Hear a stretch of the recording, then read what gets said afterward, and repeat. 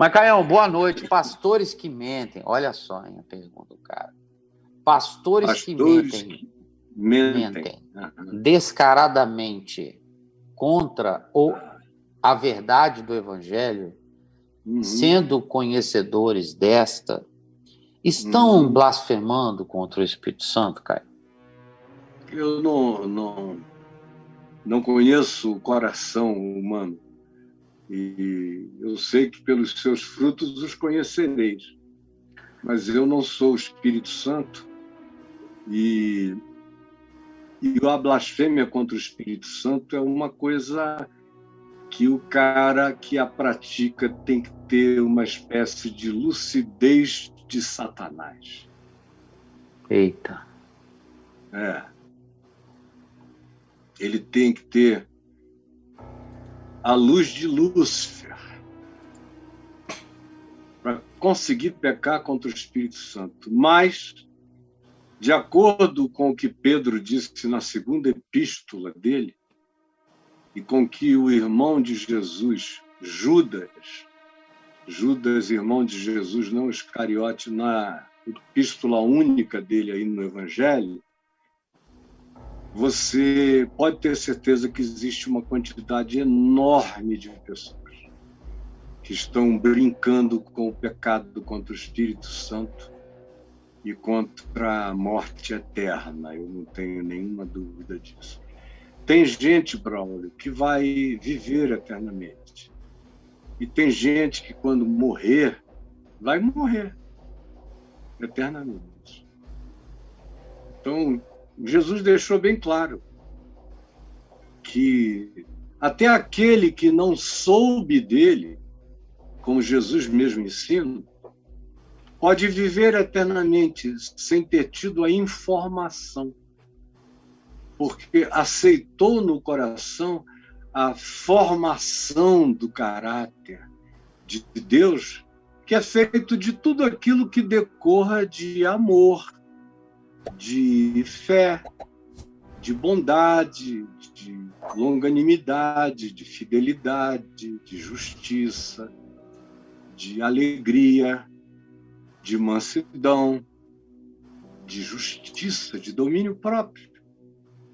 Então, todo aquele que vive essas coisas, sabendo ou não sabendo da informação sobre a existência de Jesus, todo aquele que vive isso, terá a luz daquilo que, mesmo sem ter tido informação, projetou dos seus olhos como um olhar de luz, conforme Jesus disse, que os olhos são a lâmpada do corpo. Espíritos bons têm olhares iluminantes, iluminadores. A graça de Deus não precisa de anúncio para encontrar aqueles que Deus busca. São aqueles em todos os lugares, em todas as civilizações da Terra, que o buscaram e que o buscam em espírito, com sinceridade e em verdade. Esses são os que o Pai chama para serem seus adoradores. Agora, esses indivíduos terão vida eterna, mesmo que nunca tenham tido informação. Agora, tem aqueles que receberam informação e que até viveram da informação, como Jesus diz em Mateus 7, que viveram do nome de Jesus, pregando, expulsando demônios, profetizando, operando milagres que aconteceram porque as pessoas simples creram. E eles pensaram que é porque eles estavam sendo validados por Deus, apesar da sua mentira, do seu engano, da sua falsa profecia, do seu estelionato cotidiano.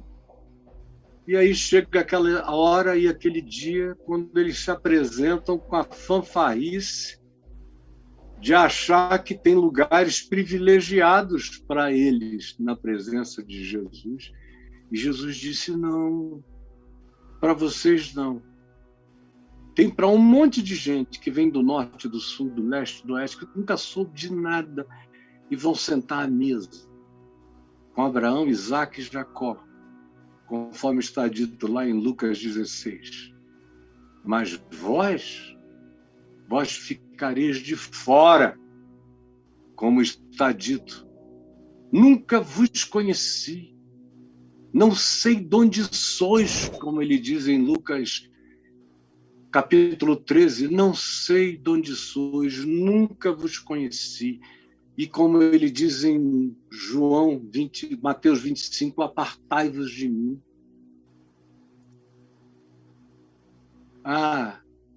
Tem muita gente brincando de inferno.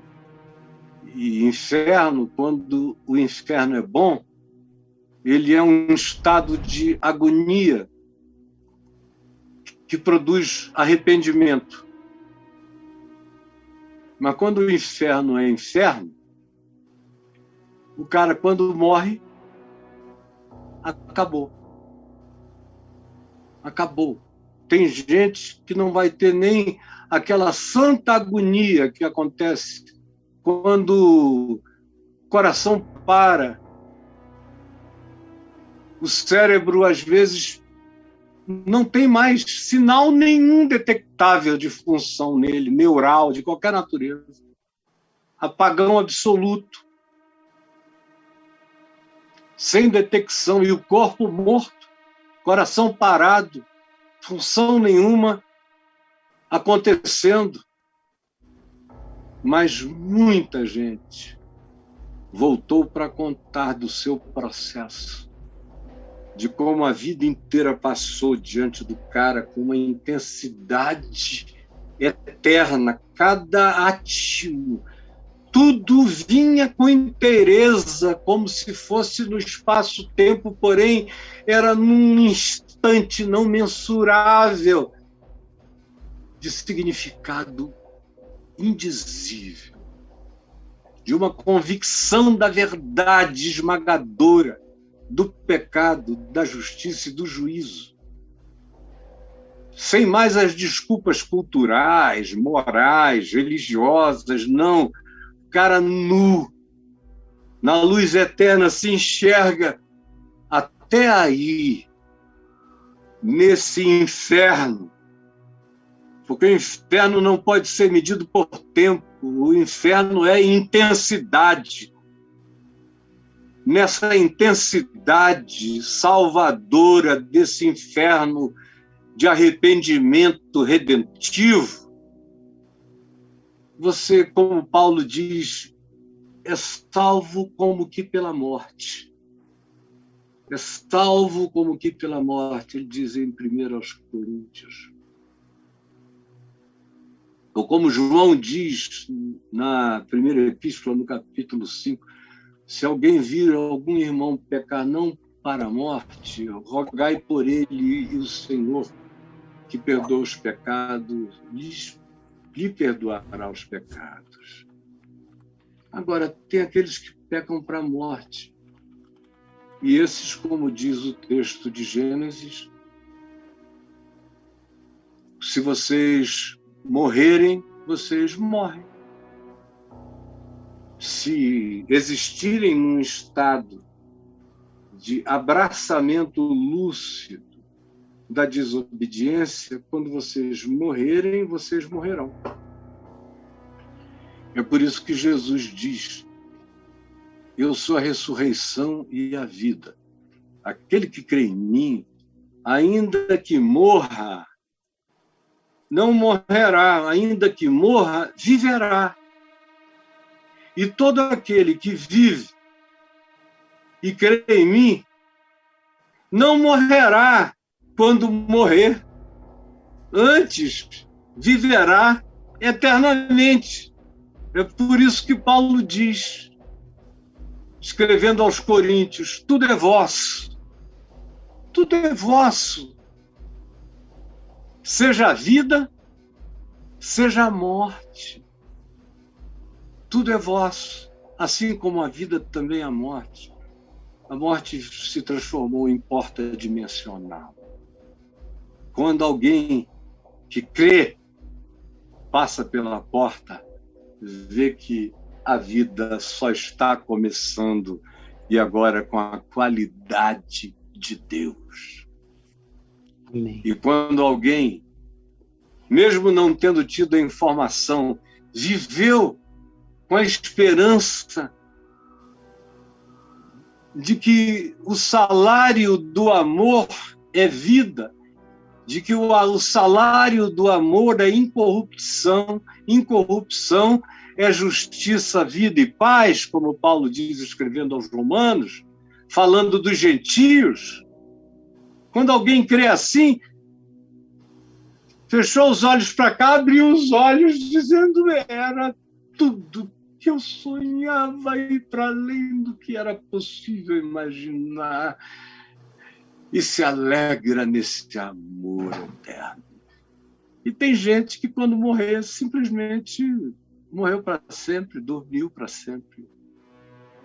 E acabou. Entrou em juízo. Ao invés de não entrar em juízo, o juízo, o salário do pecado, é a morte. É quando morrer, morrer. Mas o dom gratuito de Deus é a vida eterna em Cristo Jesus. Quem crê está seguro para sempre.